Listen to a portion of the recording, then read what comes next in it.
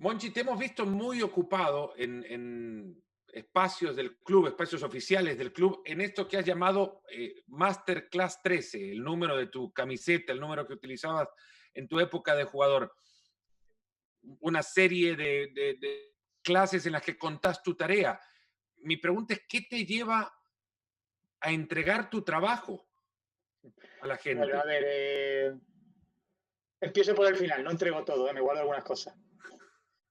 Si no, no, yo creo, este tipo de charlas que se está dando a través del canal de YouTube del Sevilla y que recomiendo porque creo que son interesantes, porque cuento muchas anécdotas y cuento cosas que creo que pueden ser útiles, surge como una idea del departamento de marketing y de comunicación antes de la pandemia. Yo este tipo de charlas más comprimidas, evidentemente, las doy en conferencias, en cursos, en máster, y estábamos dándole vuelta a hacer algo un poco más amplio y, bueno, darle un formato para vender un poco la marca Sevilla. Justo cuando empieza toda la pandemia, pues es verdad que empezamos desde el club a intentar buscar soportes donde también poder comunicarnos y darle cabida a nuestros sponsors, ¿no? Porque el principal soporte, que eran los partidos de fútbol, se nos ha acabado.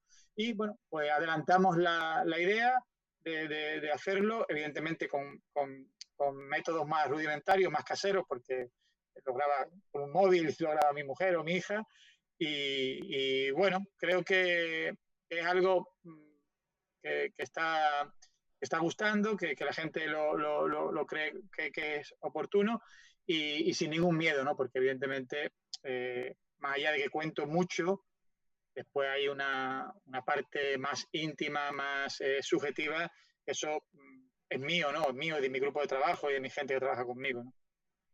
Monchi, ¿quién crea el modelo?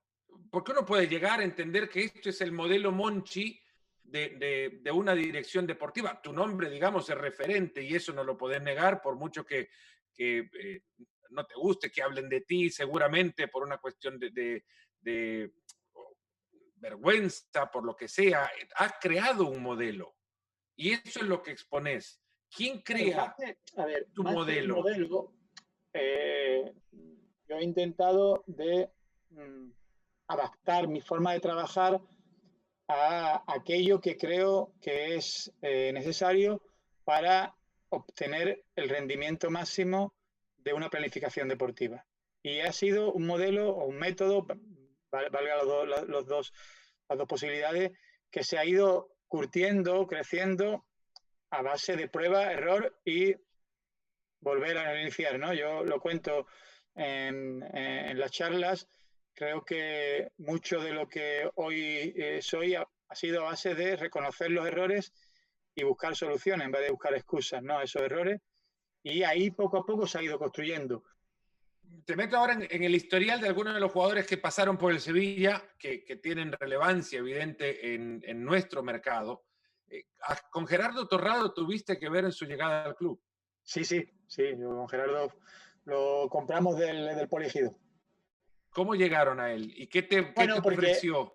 había jugado en el Tenerife ya en segunda edición, el año que nosotros ascendimos.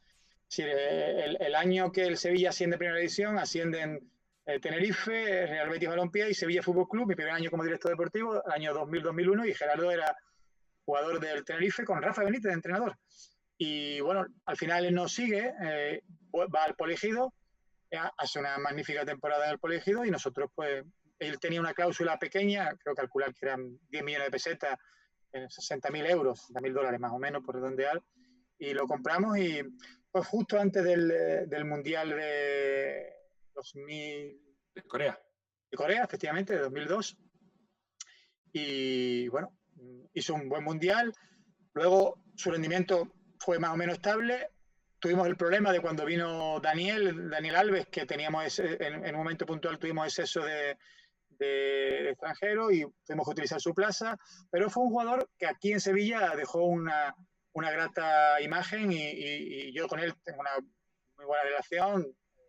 Cuando he sido director deportivo de la selección mexicana, y tengo relación con él y hablo hace poco, un par de meses o tres hablé con él y me parece un jugador que en Europa posiblemente no dio todo, que después cuando volvió a México y un rendimiento magnífico, pero que aquí en Sevilla particularmente se recuerda con cariño. ¿Le seguís el paso a los jugadores que llegaron a tu club? Miguel Layún, Intento, por ejemplo, y intento. me concentro en los jugadores mexicanos. Ahora sabes perfectamente lo que hace Layún. Puso un canal de YouTube, Sí, pero la Jun no lo traje yo. La Jun no es mío. La ¿no? Jun fue, no, la Jun fue en mi época, ya estaba yo en Roma.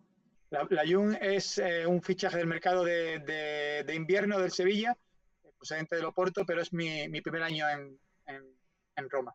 Bueno, a No, la no, Roma te llevaste a Héctor Moreno. a Héctor Moreno, sí, a Héctor Moreno. ¿Es el ejemplo de lo que hablábamos antes del contexto que Puede lo ser, puede rodea? ser. Yo, Héctor, que lo considero un magnífico jugador, y tuvo un rendimiento magnífico en Europa, pues bueno, en Italia le costó. También es verdad que quizás no tuvo mejor, no tuvimos todo el tiempo o la paciencia, ¿no? Para poder, todos no, posiblemente él, posiblemente el club, de darle el tiempo de adaptación, porque él tenía interés en el Mundial y quería jugar, y bueno, apareció la posibilidad de ir a la Real Sociedad y bueno, pues se abrió y volvió, ¿no? Y salió. Pero yo, Héctor, es el típico jugador que uno está convencido porque su rendimiento ya está totalmente contrastado aquí en Europa, ¿no? ¿Cómo llegaste, Charito? Hombre, Javier es una opción de mercado. Nosotros teníamos en ese momento la delantera con De Jong y Dabur. Y bueno, pues al final, siempre digo yo que al final siempre te dejas una plaza para perfilar el equipo, ¿no? En una posición que tú dices, oye, entonces el míster pues hablaba de un perfil distinto, de delantero distinto a Munas, a Dabur y a Luz, a De Jong, delantero quizás más con otras condiciones, ¿no? Quizás más de área, más de rematador y que tuviera esos 5 o 6 últimos metros de velocidad que pudiera definir. Y bueno, surge la posibilidad de Javier y bueno, pues la predisposición de él fue total y encantado de que pudiera venir. Ha tenido, yo creo, que un rendimiento óptimo, ¿no? en el Sevilla. Creo que todavía había margen de mejora y de poder aportarnos mucho, pero aparece esa posibilidad para él importante de Los Ángeles y bueno, buscando siempre el acuerdo global, jugador y club, y pues llegamos a un entendimiento y bueno, cambia. Yo encantado y además con la persona, con el futbolista encantado, con la persona si cabe aún más. ¿Qué les dejó en Sevilla, Javier Hernández? Yo creo que nos dejó la ilusión de un jugador que había jugado ya en Madrid, en Manchester, en Leverkusen, la ilusión y las ganas de seguir rindiendo al máximo nivel, ¿no? Eso a veces es muy importante, ¿no? Parece que a veces algunos jugadores ya vienen de vuelta, todo lo contrario, ¿no? Yo, Javier, creo que transmitió eso, ilusión, ¿no? De rendir y de dar resultados, ¿no? ¿Vos cómo medís que un jugador decida la MLS por Europa? Bueno, a ver, ahí se me escapa, ¿no? Cada uno, yo el concepto MLS no lo considero un concepto negativo, lo considero un concepto distinto, ¿no? Un campeonato que está creciendo inmensamente y que aporta, seguro, motivaciones distintas a las que le puede aportar el fútbol europeo, pero seguro que son motivaciones deportivas la mayor parte de ellas. El campeonato de la MLS es un campeonato que ha crecido muchísimo y que ya no es, entenderme, un retiro, ahora es bueno, ahora compra un jugador al Sevilla pagando un importe importante, ¿no?